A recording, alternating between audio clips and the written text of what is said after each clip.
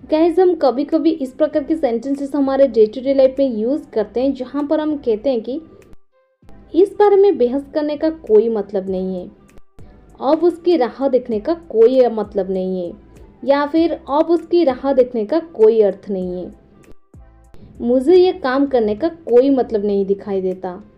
So guys, इस प्रकार के सेंटेंसेस को हम इंग्लिश में कैसे कहेंगे, इसके लिए कौन से स्ट्रक्चर की यूज़ करेंगे, आज के इस वीडियो में हम सीखने वाले हैं। इस प्रकार के सेंटेंसेस को इंग्लिश में लिखने के लिए आपको ये स्ट्रक्चर फॉलो करनी पड़ेगी।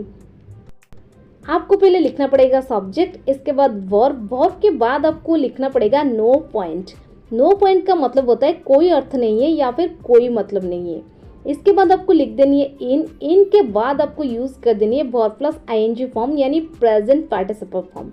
चलिए कुछ एग्जाम्पल के मदद से इसे और भी बेहतर समझते हैं। इस बारे में बहस करने का कोई मतलब नहीं है, या फिर इस बारे में बहस करने का कोई अर्थ नहीं है।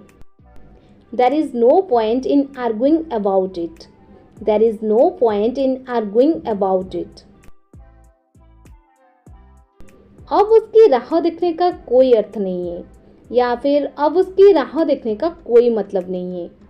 There is no point in waiting for him. There is no point in waiting for him.